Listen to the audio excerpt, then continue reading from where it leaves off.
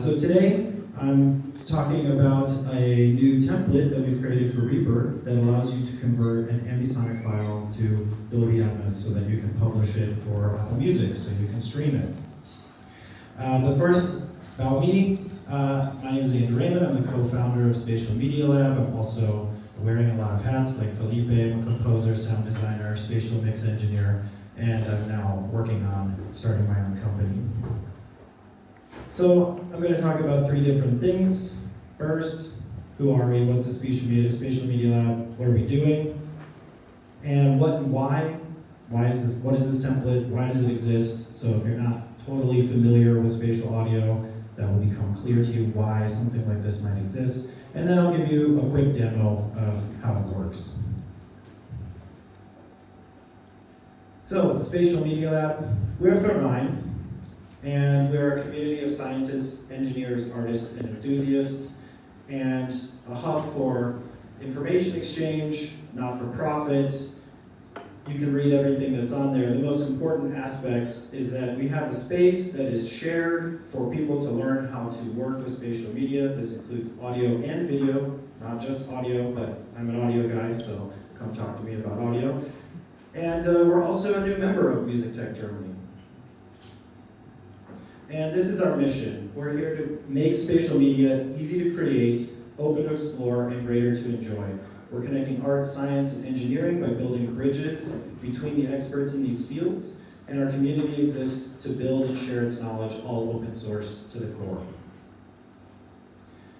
Basically, the reason that we founded is we identified that there's a problem. And there's basically a one-way street from the scientists and researchers that are discovering new technologies and making these new incredible discoveries to getting eventually to some engineers that can make something that makes it usable, whether it's a plugin, a software, a hardware, what have you.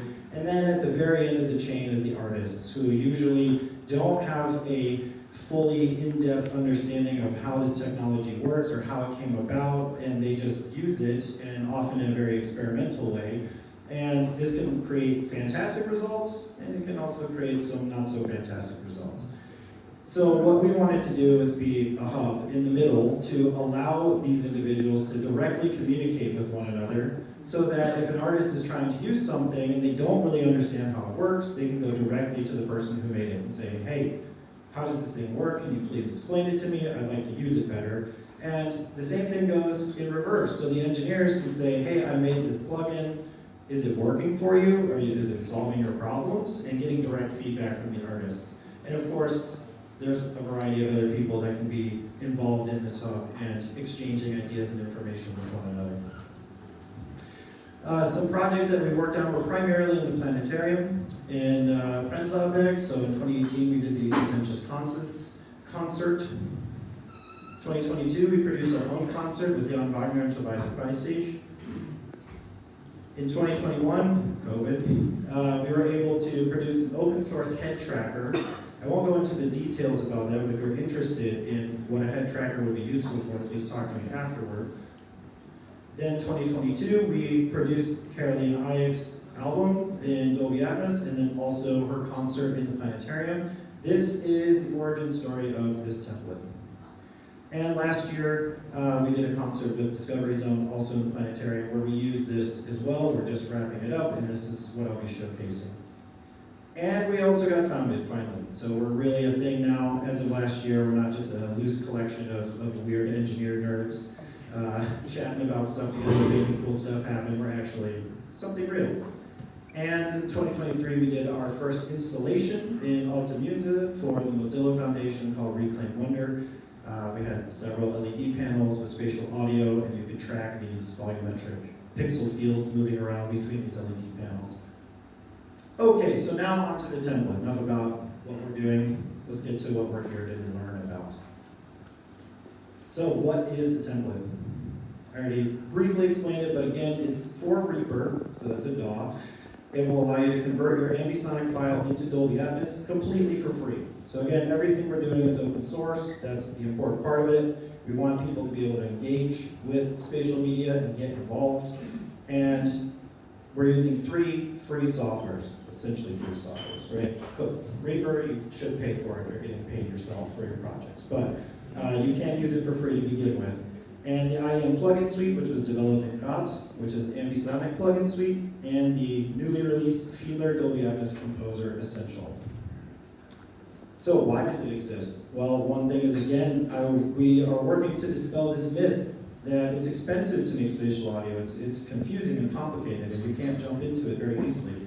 Well, I may disagree.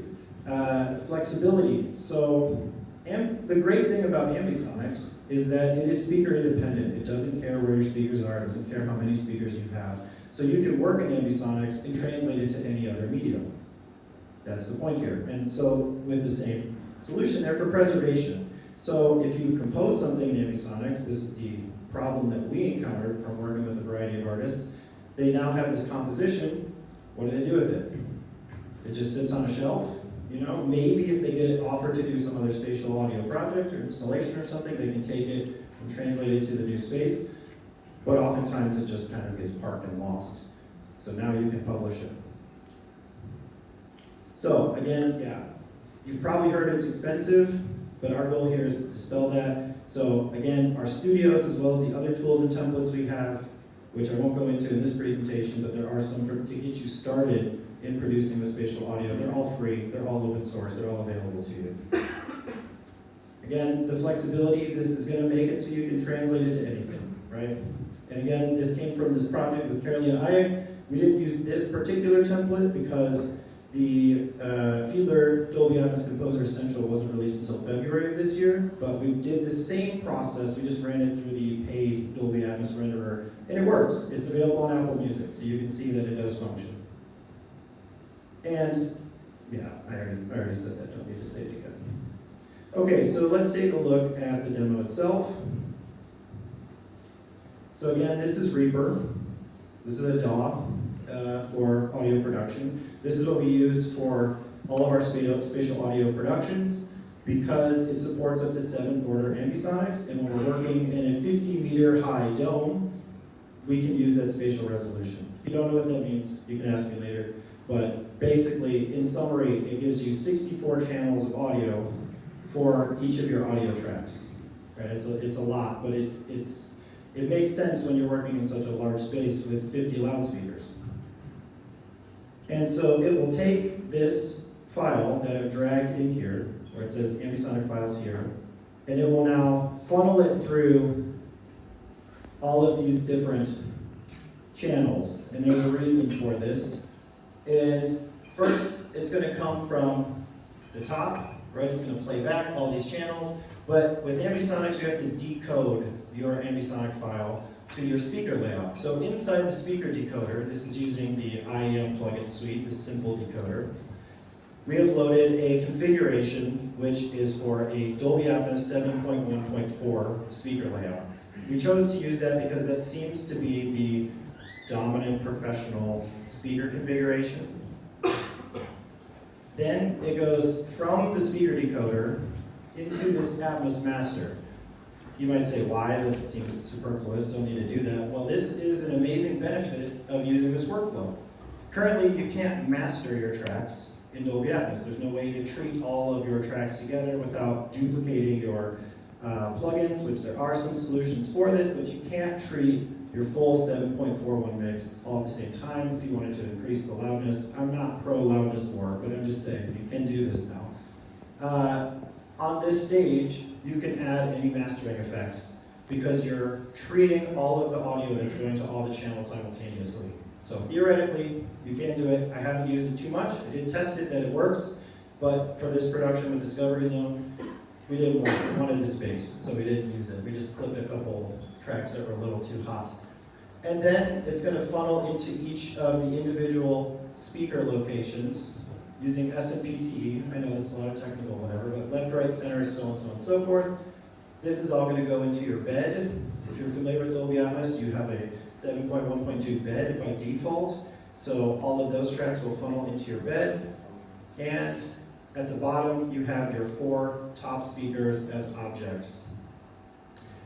So all you have to do is open the Dolby Atmos Composer, pick your output, and start playing.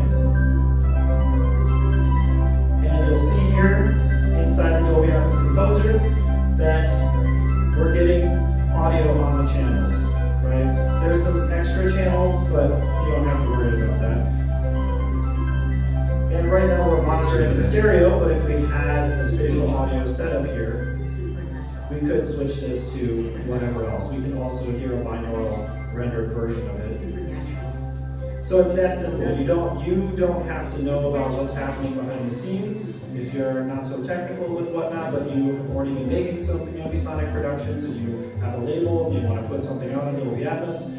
All you got to do is drag your Ambisonic file here, open up the Fiedler Atmos Composer Essential, and then you just have to set an in point and an out point for where your track begins and ends, and then you can click export, and it will give you an ADM file. And it is this plugin is already approved by Dolby, so it will be published on Apple Music.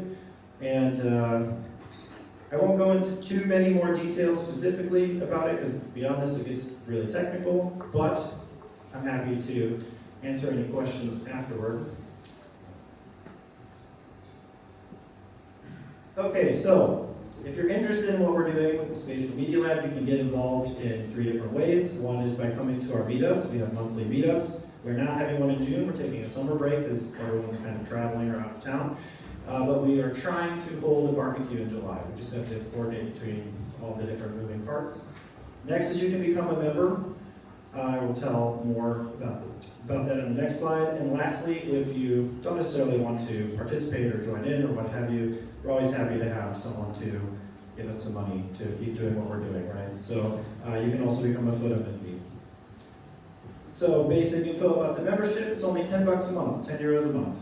And this will give you 20 euros off the studio rentals if you need to use the studios for your own personal projects. Also 20% off any workshops that we're hosting.